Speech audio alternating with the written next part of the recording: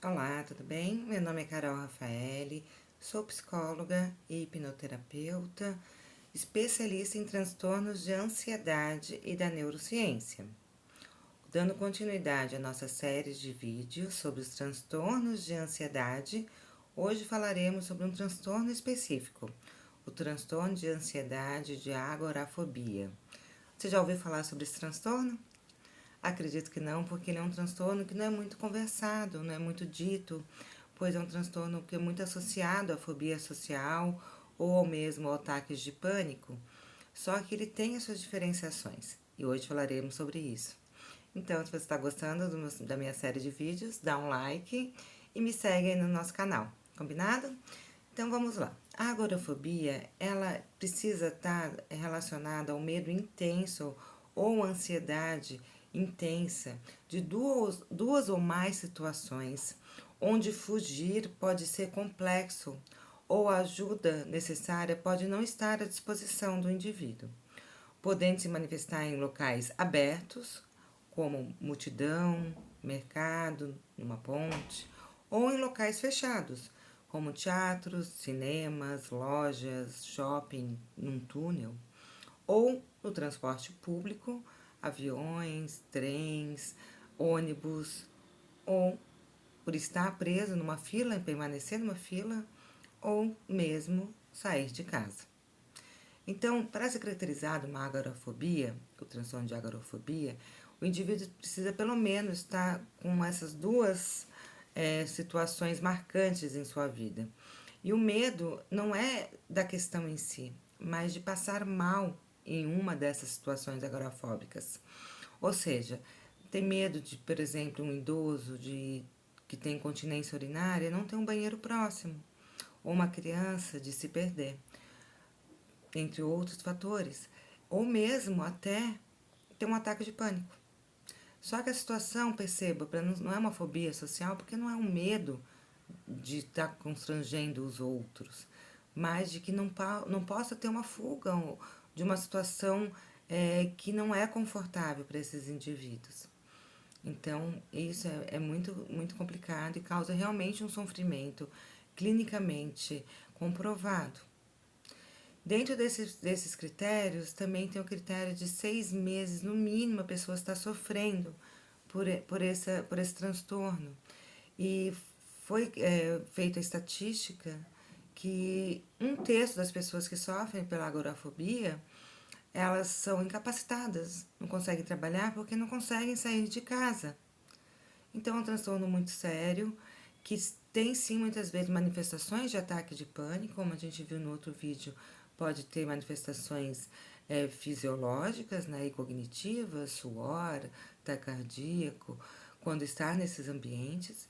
E tem uma evitação ativa por não querer estar, então pode ter uma evitação comportamental de criar mecanismos de não precisar, por exemplo, pegar um transporte público, então trabalhar perto do seu trabalho, então poderia ir andando, ou situações evitativas comportamentais, como se querer se distrair em algum local, como uma fila de banco, fazendo um jogo de celular, para evitar confrontar essa situação. Mas muitas vezes o que ocorre é que a pessoa não consegue ir para determinados locais sem estar acompanhada. Então ela se sente incapaz, por um medo e uma ansiedade intensa, de estar em determinados locais, não pelo local em si, mas por um medo de passar por uma situação embaraçosa e não ter ninguém que possa vir a socorrê-la. Eu acho que esse é um fator bem marcante desse transtorno de ansiedade. E uma outra questão que eu percebo que é importante trazer é a questão da cultura, a questão cultural, né? Porque, como a gente já falou em outros vídeos, por exemplo, uma mulher muçulmana, ela não pode sair de casa se não for acompanhada.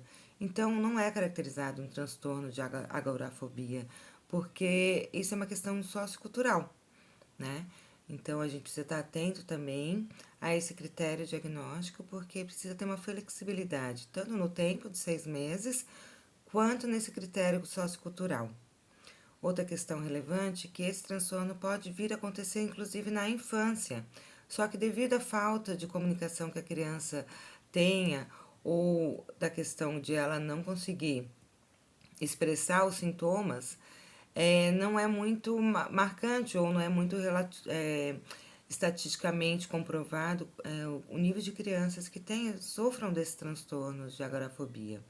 Então, o que ocorre é que a maioria do pico ocorre no fim da adolescência e no começo da vida adulta. Então, a prevalência desse transtorno de ansiedade ocorre ali no início da vida adulta. Outra questão importante é que a esquiva ativa, ela é um dos componentes muito importantes, porque deixa a pessoa no estado de alerta. E nesse estado de alerta faz ela criar um sofrimento antecipatório. E muitas vezes os pensamentos catastróficos também ocorrem, pensando sempre que o pior possa vir a acontecer, que é uma característica muito marcante nos transtornos de ansiedade, inclusive na agorafobia. Esse transtorno tem tratamento, geralmente a gente utiliza no consultório o tratamento através da terapia do terapia cognitivo-comportamental, que é a linha que eu sigo também para os transtornos de ansiedade, por ser uma linha focada no presente, que ajuda as pessoas a olharem as suas questões e criar novos mapas mentais com ferramentas e técnicas de psicoeducação. Então, se você sabe de alguém que esteja sofrendo por esse transtorno, indica esse vídeo, pode me indicar meu contato, que eu estou aqui para ajudar, para te atender da melhor forma possível, porque é muito sofrimento a pessoa realmente não conseguir encontrar um tratamento adequado para o seu sofrimento. Fico à disposição. Qualquer dúvida que você tenha sobre esse transtorno, pode entrar em contato nos meus canais. E vamos para o próximo vídeo na semana que vem, falando sobre os transtornos de ansiedade generalizada. Até mais!